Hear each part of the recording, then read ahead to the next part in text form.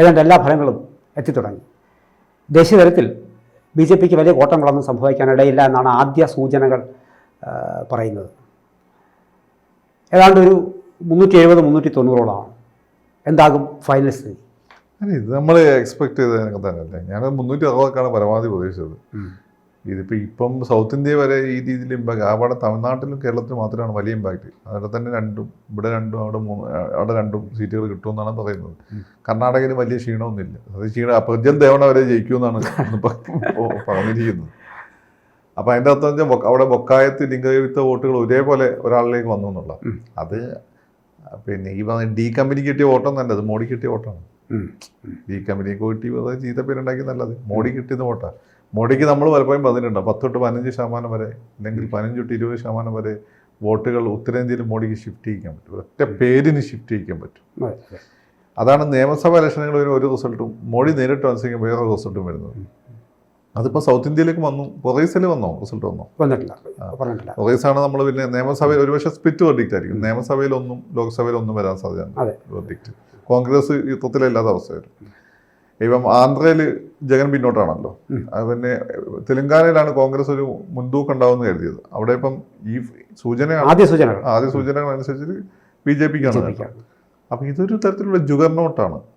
അത് തന്നെ നമ്മൾ ഏതാണ്ട് അത് തന്നെ എക്സ്പെക്ട് ചെയ്തത്. പക്ഷേ നമ്മൾ ഉദ്ദേശിച്ചെന്ന് വെച്ചാൽ ഏതാണ്ട് ഒരു 320 പരമാവധി അത്രയാണ് വിചാരിച്ചത്. അപ്പം അതും കിടക്കുന്ന അവസ്ഥ. ആദ്യ സൂചനകൾ അത് നടക്കുമെന്നാണ്. പക്ഷേ ഉത്തർപ്രദേശിൽ ഒരു ഇടിവ് BJPക്ക് സംഭവിച്ചിരുന്ന ആദ്യ സൂചനകളിൽ, കാരണം 70+ കിട്ടുമെന്ന് അവർ ചിന്തിച്ചിരുന്നത് പോകാൻ സാധ്യതയില്ല എന്നാണ് ഒരു 3ഓളം സർവേകൾ പറയുന്നത്.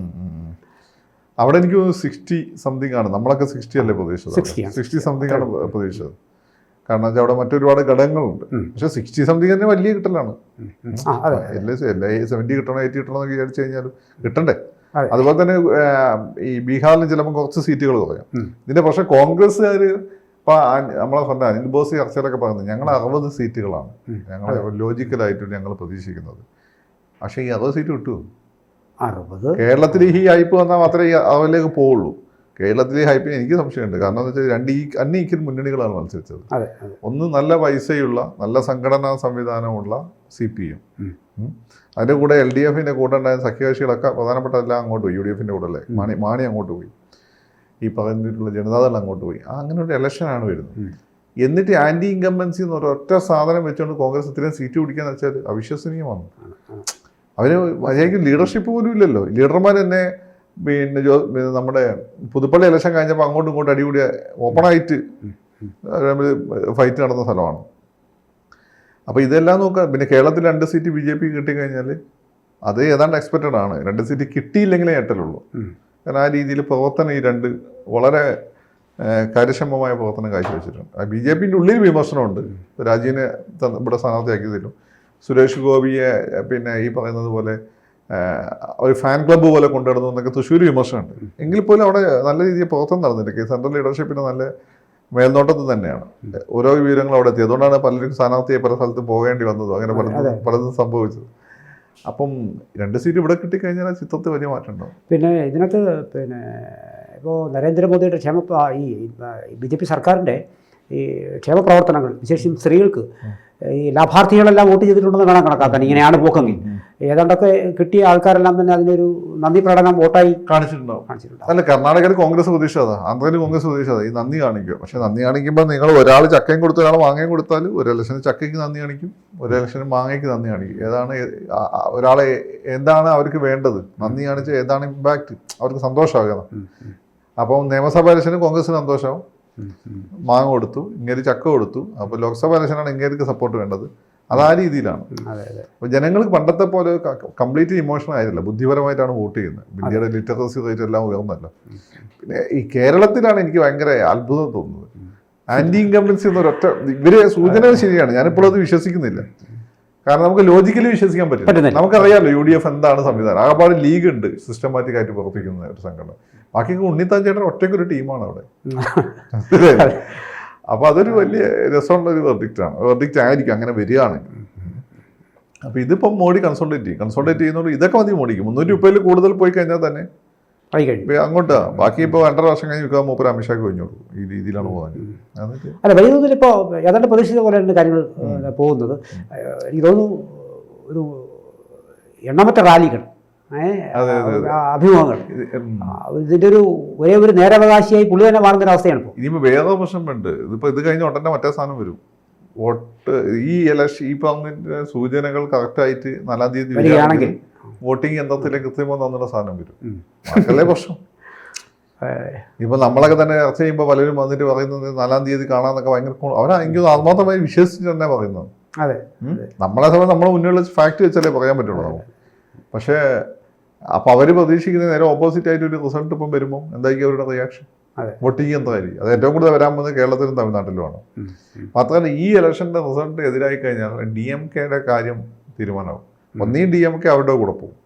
DMK ഇത് പുതിയ കാര്യമൊന്നുമില്ല. ഒന്നീ DMK അവരുടെ കൂടെ പോകും, അല്ലെങ്കിൽ DMK അവിടെ DMKക്ക് അടി കിട്ടും. അവിടെ വിജയ് ചിലപ്പം രക്ഷപ്പെട്ടു.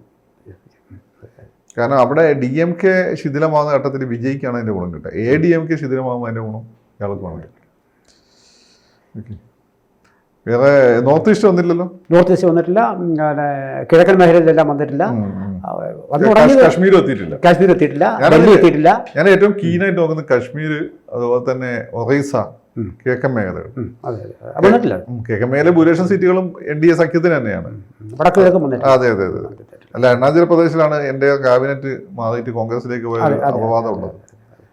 പിന്നെ ഇതാണ് ലക്ഷണമെങ്കിൽ ലക്ഷണമെങ്കിൽ പിന്നെ സീപ്പായിരിക്കുമല്ലോ. സീപ്പായിരിക്കും. അതായത് ഒരു മോദി തരംഗം ഉണ്ടായിരുന്നു എന്ന് വേണം അനുമാനിക്കാൻ. അതെ, പിന്നെ ഡൽഹി ഒരു ഇമ്പോർട്ടന്റ്. കാരണം ഡൽഹിയിൽ ഈ പറഞ്ഞ അരവിന്ദ് കെജ്രിവാളിന്റെ അറസ്റ്റ് ഇമ്പാക്ട് ഉണ്ടായിരിക്കണം. അത് കോൺഗ്രസ് സഖ്യത്തിലാണ് അവർ മത്സരിക്കുന്നത്. അതെ അതെ. അപ്പൊ ഡൽഹി, ഹരിയാനയിൽ ഈ കർഷക സമരം, ഗുസ്തി സാധനങ്ങളുടെ സമരം, പിന്നെ BJPയുടെ നിലവിലുള്ള അലയൻസ് പാർട്ട്ണർ ദുഷ്യന്ത് ചൗട്ടാല വിട്ടു. ജാട്ടുകളുടെ വലിയ സ്വാധീനമുള്ള ആളാണ്. പക്ഷെ അവിടെ വന്നു തുടങ്ങി അതിൽ വലിയ വ്യത്യാസങ്ങളൊന്നും വരുന്നില്ല. അപ്പൊ അതിൽ വ്യത്യാസം വന്നില്ല. പിന്നെ ഈ ചൗട്ടാലയൊന്നും പിന്നെ ഇല്ല. അതാണ് എന്റെ കാര്യം. ദുഷ്യന്ത് ചൗട്ടാലയൊന്നും ഇല്ല. പ്രാദേശിക പാർട്ടികളുടെ കാര്യത്തിൽ തീരുമാനമാവും. കോൺഗ്രസിന്റെ കാര്യത്തിൽ വലിയ തീരുമാനമായി പോകും. ഓക്കെ, ഇനിയിപ്പോൾ വരും മണിക്കൂറുകൾ പറയും, കഥ മുഴുവൻ പറയും. നാളെ ആകുമ്പോഴത്തേക്ക് പൂർണ്ണ വിവരം കിട്ടും. പിന്നെ 4-ാം തീയതിക്ക് കാത്തിരിക്കും. അപ്പോഴും പറയാനുള്ള ഒരു കാര്യം എന്ന് വെച്ചാൽ ഇത് എക്സിറ്റ് പോൾ ആണ്. ഇത് സീരിയസ് ആയി കാണേണ്ട ആവശ്യമൊന്നുമില്ല. എക്സാക്ട് ആയിരിക്കില്ല. അതെ അതെ അതെ. അവർ ചില ഇൻഡിക്കേറ്റേഴ്സ് ആവും. ചിലപ്പോൾ ശരിയാവും, ചിലപ്പം തെറ്റാവാം. പക്ഷേ ഉത്തരേന്ത്യയെ സംബന്ധിച്ചിടത്തോളം, ഉത്തരേന്ത്യ കേരളത്തിലാണ് ഇവർ പറയുന്നത്, പൊതുവേ എല്ലാവരും പറയുന്നത് ജനറൽ ട്രെൻഡുമായിട്ട് ഒത്തു നിൽക്കുന്നുണ്ട് എന്നുള്ളതാണ്. അപ്പോൾ ഇങ്ങനെ പോവുകയാണെങ്കിൽ ഇന്ത്യ മുന്നണി ഈ 200 കടക്കാനുള്ള സാധ്യതയല്ലല്ലോ. എങ്ങനെ നടക്കാൻ? അല്ല, ഇതിന്റെ പ്രശ്നം വെച്ചാൽ കഴിഞ്ഞ തവണ ഒരു അടി എക്സ്പെക്റ്റഡ് ആയിരുന്നു. ഇത്തവണ അടി എക്സ്പെക്റ്റഡ് എന്നല്ല. കാരണം ഇവർ ഇപ്പൊ അവസാന ഘട്ടത്തിൽ പോളിംഗ് കുറഞ്ഞതും ഷോക്ക് മാർക്കറ്റിൽ ചൈനക്കാർ കൂടുതൽ ഡിവിഡൻഡ് കൊടുത്തുകൊണ്ട് കുറെ പിന്നെ കാശ് പോർട്ട്ഫോളിയോ ഇൻവെസ്റ്റ്മെന്റ് കുറച്ച് അങ്ങോട്ട് പോയത് കൊണ്ടാണ് ഇപ്പം ഈ ഒരു ഹൈക്ക് കിട്ടിയിട്ടുള്ളത്, ഒരു ഹൈപ്പ് ഉണ്ടായത്. അതങ്ങനെ അല്ലാന്ന് ഇപ്പം മനസ്സിലായിരുന്നു. അപ്പം അതുകൊണ്ട് ഇതിപ്പം അവരെ സംബന്ധിച്ചിടത്തോളം തിരിച്ചറിവുന്നല്ല. അവരിപ്പം കൂലങ്കശമായി ഇത് ചിന്തിക്കണ്ടേ ഇനി എന്താണ് എന്നുള്ളത്. മാത്രമല്ല, ഇവിടെ BJPയെ അംഗീകരിക്കാത്ത ജനവിഭാഗങ്ങളെ സംബന്ധിച്ചിടത്തോളം അവരുടെ നിലപാടുകൾ ഇനി മാറ്റം വന്നുള്ളൂ. എനിക്കൊന്ന് കേരളത്തിൽ ക്രിസ്ത്യൻ കമ്മ്യൂണിറ്റിയൊക്കെ വലിയ ഓൾറെഡി തുടങ്ങിയിട്ടുണ്ട്. അപ്പോൾ മുസ്ലിംസിൻ്റെ ഇടയിൽ തന്നെ പുതിയ ലീഡർഷിപ്പ് എമേർജ് ചെയ്ത് വരാനുള്ള സാഹചര്യമാണ്. പിന്നെ ഈ മഹാരാഷ്ട്ര റിസൾട്ട് വളരെ രസമുള്ള റിസൾട്ടായിരിക്കും. കാരണം മഹാരാഷ്ട്ര 2 പാർട്ടികൾ, 2 പ്രധാനപ്പെട്ട പ്രാദേശിക പാർട്ടികൾ സ്പ്ലിറ്റ് ആയല്ലോ. ശരത് പവാറിന്റെ ഒക്കെ ഭാവി, ഉദ്ധവ് താക്കറെന്റെ ഒക്കെ ഭാവി തീരുമാനിക്കുന്ന ഒരു ഇലക്ഷൻ കൂടിയാണ്. എത്തി തുടങ്ങിയിട്ടില്ല. അവിടെ എനിക്ക് തോന്നുന്നു ഇതാണ് സ്ഥിതിയെങ്കിൽ വലിയ മാറ്റം വരൂ. കർണാടകയിലൊന്നും വലിയ മാറ്റം ഇല്ലെങ്കിൽ അവിടെ എന്ത് മാറ്റം വരാൻ? മാത്രമല്ല, ചിലപ്പോൾ അവിടെ ഭരണമാറ്റം വരാൻ സാധ്യതയുണ്ട് ഇങ്ങനെയാണെങ്കിൽ. കാരണം ഇപ്പം ഏകനാഥ് ഷിൻഡെ അല്ലേ, ഏകനാഥ് ഷിൻഡെ ചിലപ്പോൾ അതിൻ്റെ നേരത്തെ ഇലക്ഷൻ നടത്തുമ്പോൾ, നേരത്തെ ഇലക്ഷൻ നടത്തുന്നത് വെച്ചാൽ ലോക്സഭ ഇലക്ഷൻ്റെ കൂടെ ഇലക്ഷൻ നടത്തുക എന്നൊക്കെ പറഞ്ഞിട്ടുള്ള പുതിയ ട്രെൻഡ് ഇപ്പം വരുന്നുണ്ട്. അപ്പോൾ ഈ വർഷം 5 തവണ തന്നെ പോകും, അടുത്ത 3 തവണ ഉണ്ടാവുള്ളൂ. പിന്നെ ഏറ്റവും നല്ല സമയം നോക്കി എല്ലാം ഇതേ ട്രെൻഡ് കുറച്ച് സമയം കഴിഞ്ഞാൽ നിയമസഭയിലേക്ക് നിലനിർത്താൻ പറ്റണമെന്നില്ല. അപ്പം ചിലപ്പോൾ നിയമസഭ ഇലക്ഷൻ കുറച്ച് മുമ്പേ നടത്തിയിട്ട് BJPക്ക് ഒറ്റയ്ക്ക് ഭൂരിപക്ഷം കിട്ടുന്ന രീതിയിലൊരു ഓപ്പറേഷൻ വന്നിട്ട് ഈ പറയുന്ന ശിവസേനയ്ക്ക് ഉപമുഖ്യമന്ത്രി സ്ഥാനം കൊടുക്കാൻ സാധ്യതയുണ്ട്. അപ്പോൾ കർണാടകയുടെ റിസൾട്ട് വളരെ ഇമ്പോർട്ടൻ്റ്. അത് കർണാടക, മഹാരാഷ്ട്ര. അപ്പോൾ മഹാരാഷ്ട്രയിൽ അങ്ങനെ NDAക്ക് അനുകൂലമായി ഒരു ഹ്യൂജ് ടേൺ ഔട്ട് വന്നു കഴിഞ്ഞാൽ ദേശീയ തലത്തിൽ ആ ടേൺ ഔട്ട് വരുമ്പോൾ മഹാരാഷ്ട്രയിൽ ഒരു പക്ഷേ ഇലക്ഷൻ നേരത്തെ ആവാൻ സാധ്യതയുണ്ട്. കാരണം ഫഡ്നാവിസ് ഒരു എന്തുകൊണ്ട് മുഖ്യമന്ത്രിയാകാൻ യോഗ്യനാണ്. ഏകനാഥ് ഷിൻഡെക്ക് ഏതായാലും കിട്ടാനുള്ള അവസരം കിട്ടിക്കഴിഞ്ഞു. മാത്രം ഇനിയിപ്പോൾ അദ്ദേഹത്തിന് ഒരു വർഷമൊക്കെ കൊടുത്തു കഴിഞ്ഞാൽ അത് യു വിൽ ബി ഹാപ്പി. കാരണം കിട്ടിയതൊക്കെ ഒരിക്കലും മുഖ്യമന്ത്രിയാവുന്ന പ്രതീക്ഷിച്ചതല്ലോ, അപ്പോൾ മുഖ്യമന്ത്രിയായി. അപ്പോൾ ആ രീതിയിൽ എനിക്ക് മഹാരാഷ്ട്രയിലാണ് വലിയൊരു മാറ്റം വരാൻ സാധ്യതയുള്ളത്. പിന്നെ ഇതോടുകൂടി വൺ ഇന്ത്യ വൺ ഇലക്ഷൻ എന്നുള്ള ആ ഒരു മുദ്രാവാക്യം കൂടുതൽ ശക്തി പ്രാപിക്കും. അടുത്ത തവണ ലോക്സഭാ ഇലക്ഷൻ ഇതിന്റെ കൂടെ തന്നെ ആയിരിക്കും നിയമസഭാ ഇലക്ഷൻ വരാനുള്ള ഒരു സാധ്യത. പക്ഷേ എനിക്ക് തോന്നുന്നു രാജ്യത്ത് തന്നെ ഈ 370+ ഒക്കെ പോവുകയാണെങ്കിൽ രാജ്യത്ത് തന്നെ പല കാര്യങ്ങളിലും വലിയൊരു മാറ്റം ഇനിയുള്ള മൂന്നാം മോദി സർക്കാർ. അല്ലെങ്കിൽ തന്നെ ഇപ്പൊ ചെറിയ വ്യത്യാസമാണെങ്കിൽ പോലും പിന്നെ സിവിൽ കോഡൊക്കെ അവർ നടപ്പിലാക്കും. കോമൺ സിവിൽ കോഡൊക്കെ വരും. ഇത് കുറച്ചുകൂടി കടക്കും. ഈ വൺ ഇന്ത്യ വൺ ഇലക്ഷൻ, അതുപോലെ തന്നെ ലോക്സഭാ സീറ്റുകളുടെ എണ്ണം കൂട്ടുന്ന പരിപാടി വരും. അതിന് സമയം ഓൾറെഡി അതിക്രമിച്ചു. അങ്ങനെ വന്നു കഴിഞ്ഞാൽ പിന്നെ പിടിക്കാൻ ബുദ്ധിമുട്ടായി. ഉത്തരേന്ത്യ സീറ്റുകളുടെ എണ്ണം കൂടും, മൾട്ടിപ്ലൈ ചെയ്യുമ്പോൾ അത് BJPക്കാണ് ഗുണം ചെയ്യുക. സൗത്ത് ഇന്ത്യൻ സീറ്റുകളുടെ എണ്ണം കുറയും. മാത്രമല്ല സൗത്ത് ഇന്ത്യയിൽ ഈ പറയുന്ന തന്നെ സൗത്ത് ഇന്ത്യൻ രാഷ്ട്രീയം വലിയ ഫ്ലെക്സിലേക്ക് പോകും. ADMK ഇവിടെ ഇപ്പോൾ UDF ജയിച്ചു കഴിഞ്ഞാൽ അടുത്ത നിയമസഭാ ഇലക്ഷന് അവർ ഇമ്പാക്ട് നിലനിർത്താൻ പറ്റും നമുക്കറിയില്ല. ഇതിലും വലിയ വിജയം കഴിഞ്ഞ തവണ ഉണ്ടായതാണ്. അപ്പം ഒരു എന്താ പറയുക, മൊത്തമൊരു ഇന്ത്യൻ രാഷ്ട്രീയത്തിൽ കൂടുതൽ വലിയ മാറ്റങ്ങളായിരിക്കാം ഈ മൂന്നാമത്തെ മോഡിയുടെ വരവ് ഈ സൂചിപ്പിക്കുന്നത് ശരിയാണെങ്കിൽ ഉണ്ടാവും. ഏതാനും മണിക്കൂറൊക്കെ എല്ലാം ക്ലിയർ ആവും. ഇത് പക്ഷേ കാര്യമായിട്ട് എടുക്കണ്ട. 4-ാം തീയതി നമുക്ക് വെയിറ്റ് ചെയ്യാം.